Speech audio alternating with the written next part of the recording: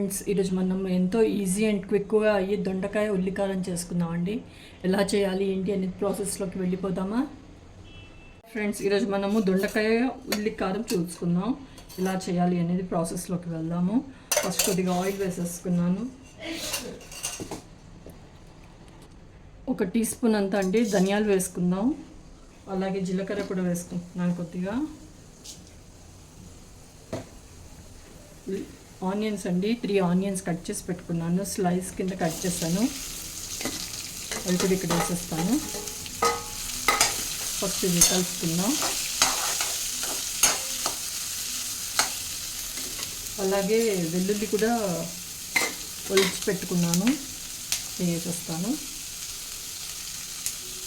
వెల్లుల్లి కూడా వేసుకున్నాను. ఫస్ట్ ఇది ఫ్రై చేసుకుందాం. పచ్చివాసన ఉంటుంది కదండి, కొద్దిగా ఫ్రై అవుతే బాగుంటుంది కూరకి. అలాగే కొద్దిగా చింతపండు కూడా వేస్తున్నాను ఇక్కడ.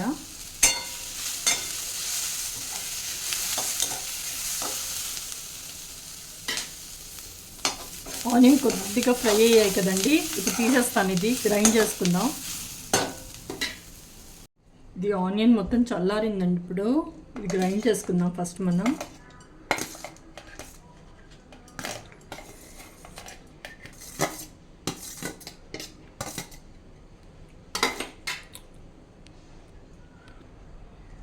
ఈ ఉల్లికారంలో అండి ఆనియన్లోనే మనము ఉప్పు కూడా వేసేసుకుంటున్నాను. 1 టీ స్పూన్ వేస్తున్నాను.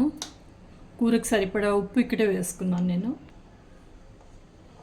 కారం వచ్చేసి తీకాలాలు వాడుతున్నాను, 2 చెంచాలు వేస్తున్నాను ఇక్కడ నేను. అలాగే కొత్తిమీర కూడా వేసుకొని గ్రైండ్ చేద్దాం. ఇది ఇలా గ్రైండ్ అయిపోయింది మొత్తం. పెట్టుకున్నానండి. స్టవ్ కూడా ఆన్ చేసేసాను. ఆయిల్ వేసుకుందాం. ఇది ఆయిల్ ఎక్కువే పడుతుంది దీనికి.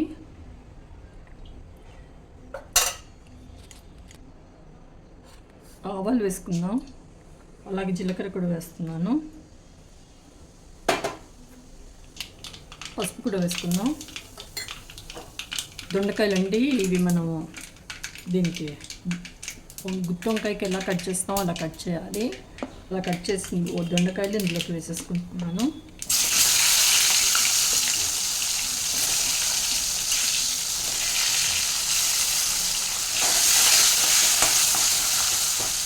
దొండకాయలు తొందరగా ఉడకడానికండి కొద్దిగా ఉప్పు వేసుకుంటున్నాను దొండకాయ కోసం.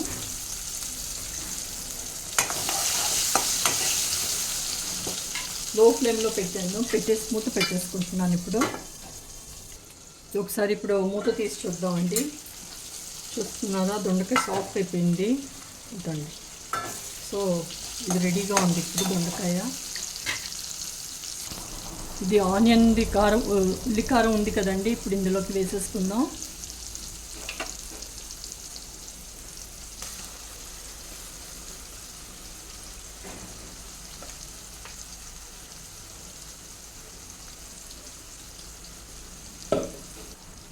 ఇది ఇప్పుడు మిక్స్ చేసుకుందామండి.